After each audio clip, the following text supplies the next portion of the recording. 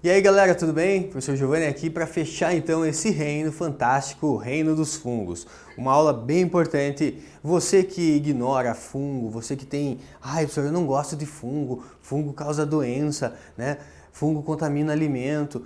Galera, não adianta. O mundo, né, é tomado aí. Quem realmente é dono do mundo, né? Se a gente fosse ver quem realmente é dono do mundo, bactérias, fungos são seres aí, são organismos fantásticos, né? Muito numerosos, crescem aí com muita facilidade, né? Então, bora lá dar uma olhada a importância comercial e a simbiose. Por que é importante estudar fungo? Vamos ver. Por que estudar os fungos, né? Primeiro, um ponto importante, eles causam doenças como micoses, né? Micose de pele, micose de unha, então pode ter unhas deformadas, causam doenças importantes em plantas, a gente precisa estar atento, né? Para quem é agricultor e depende disso, então tem que estar atento, tem fungo que causa aí, né? Doenças importantes em plantas, frieiras, né? Temos aí os sapinhos nas crianças, então pode causar aí o sapinho. E tem o aspergilo flavo, gente, que é um fungo que libera uma toxina, né, cancerígena, a aflatoxina, que é uma toxina que nós encontramos, por exemplo, no amendoim. Eu já falei sobre isso, né? Não precisa você parar de consumir amendoim, mas toda vez que você for consumir um amendoim, veja se ele estava bem embalado, veja se o amendoim está em um estado ali perfeito de consumo, né? Se perceber algum sinal de mofo, tal, melhor jogar fora, né? Professor, mas eu vou torrar. O fato de você torrar mata o fungo, mas não elimina a toxina. Então você pode torrar, pode ferver, pode fazer o que você quiser, pode tocar fogo, que você vai matar o fungo, mas a toxina permanece ali, tá bom? Então, seria uma das importâncias. Em relação, né, outras importâncias, o que nós temos? Importância para a indústria de cachaça, indústria de bebidas alcoólicas, na produção de vinho, na produção de uísque, na produção de cerveja. Galera, então, só para a indústria de bebidas, olha a importância, né? Você tem aqui um fungo Saccharomyces cerevisiae, que é uma levedura que fermenta, faz um processo de fermentação da uva. Então, ele vai ter uma importância aí, né, na produção de vinho, por exemplo. A espuma da cerveja, então, até é importante dizer, né? O que é a espuma da cerveja, professor? É o gás carbônico, porque o fungo, quando ele faz a fermentação, ele libera o gás carbônico, ele libera o CO2. Então, a espuma da cerveja, devido ao desprendimento, a liberação de gás carbônico, que é um processo, que é um resíduo aí, durante o metabolismo do fungo, certo? Temos a questão, né, da alimentação, da nutrição. Os fungos que são comestíveis, eles são ricos em vitaminas do complexo B. Se você aprecia, de repente, professor, eu adoro comer um champignon, excelente, excelente fonte de vitamina B, né, do complexo B. Tem gente que gosta, tem gente que, né, detesta. E aí você tem também o quê? Produção de queijos, tem o gorgonzola, né, vários queijos aí, né, queijos mofados, quem não gosta, né? Tem gente que ama, tem gente que odeia, tem gente que nunca comeu, não tem nem coragem de comer um queijo mofado, mas há quem come e diz que é muito saboroso e diz que é muito bom. Mal não faz, né? Nesse caso, professor, esse tipo de fungo não faz mal? Não, faz bem, inclusive, eles são ricos, né, em vitaminas, principalmente do complexo B.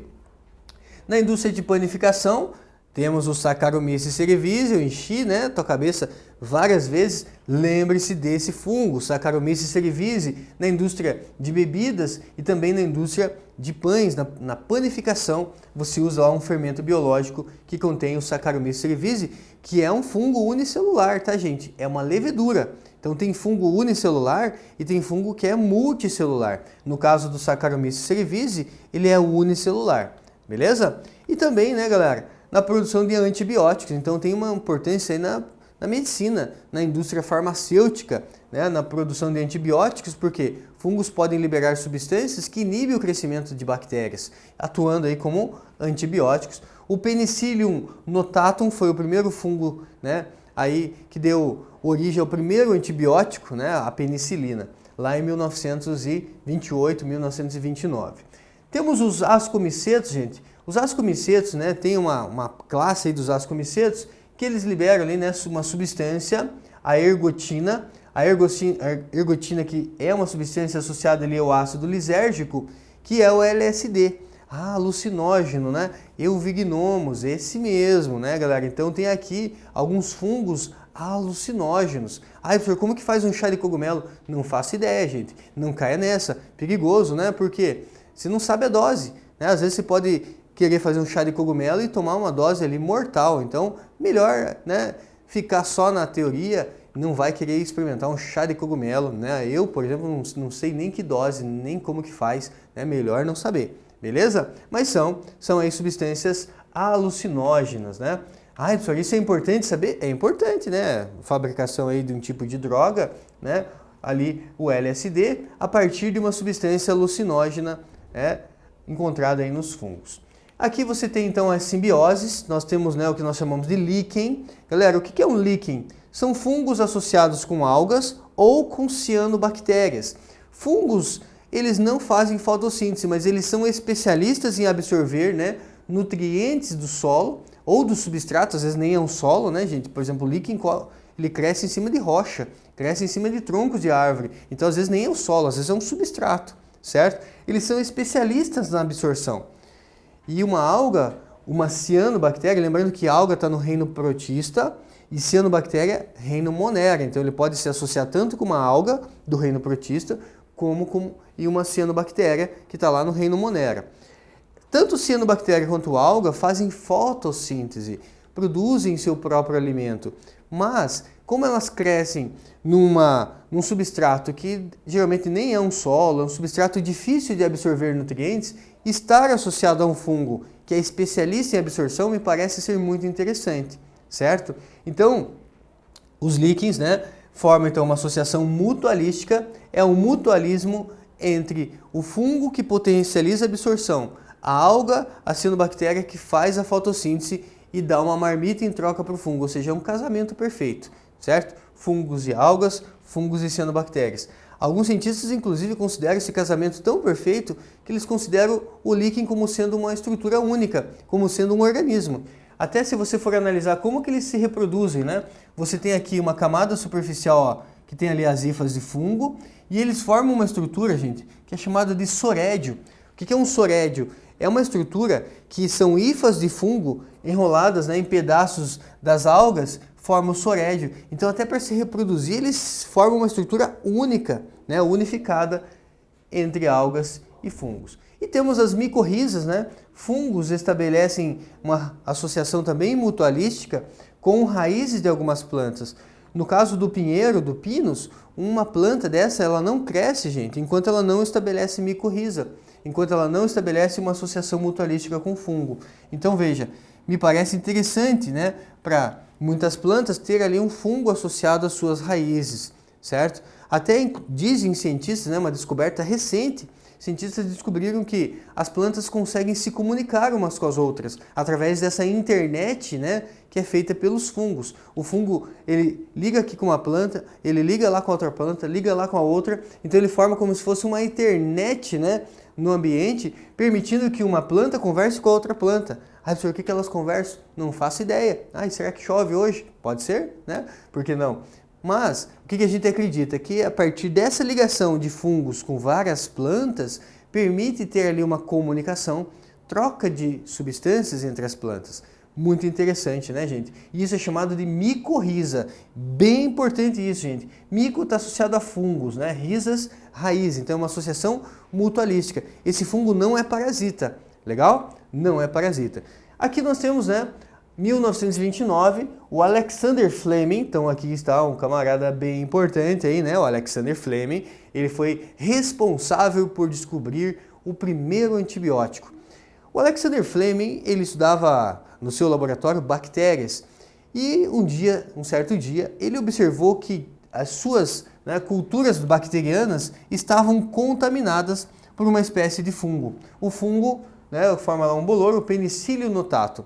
E ele percebeu que onde crescia esse fungo, a bactéria não crescia, certo? E aí você vê algo desse tipo aqui, ó. Você vê, né, onde o fungo está crescendo aqui, por exemplo, ó, a bactéria não cresce. Onde o fungo está crescendo, a bactéria não cresce. Então aqui eu tenho uma cultura de bactérias. Tudo isso aqui é bactéria, tá, gente? Cultura de bactérias aqui, ó. Mas veja, onde eu pinguei o antibiótico, o fungo não, a bactéria não cresce. Onde você pingou o antibiótico? O que é o antibiótico? É uma substância, gente, que esse fungo aqui, o Penicillium notatum, ele produz durante o seu metabolismo, que acaba inibindo o crescimento bacteriano. E aí o Alexander Fleming, observando isso, o que ele fez? Ele, né, falou, puxa, vou isolar essa substância e produzir o primeiro antibiótico. Como que nós testamos antibiótico em laboratório? Nós pegamos um cultivo de uma determinada bactéria e aí nós pegamos lá, vamos testar esse antibiótico. Aí você pinga o antibiótico lá na cultura bacteriana. E aí, quanto maior for esse halo escuro, a gente chama isso aqui de halo, tá? Denominado aí de halo. Halo escuro. Quanto maior o halo escuro, mais eficaz é o antibiótico. Então veja, ó, vamos supor que eu testei vários antibióticos, né?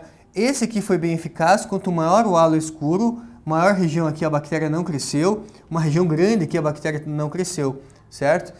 Essa relação, gente, que nós temos entre fungos e bactérias, em que um fungo produz uma substância que inibe o crescimento bacteriano, nós chamamos de amensalismo ou antibiose, certo? Então, é uma associação entre fungos e bactérias. E quais são as principais doenças causadas aí por fungos? Nós temos a ferrugem do café, nós temos micose ou pé de atleta, né? O fungo gosta de umidade, então tem que secar bem aí o meio dos dedos, o pé de atleta novamente. Tem micose na unha, então tem que fazer tratamento aí com antifúngico, né? E aí, tem um macete aqui para vocês, ó. Se você quiser lembrar das doenças causadas por fungos, lembre da história do mico cansado.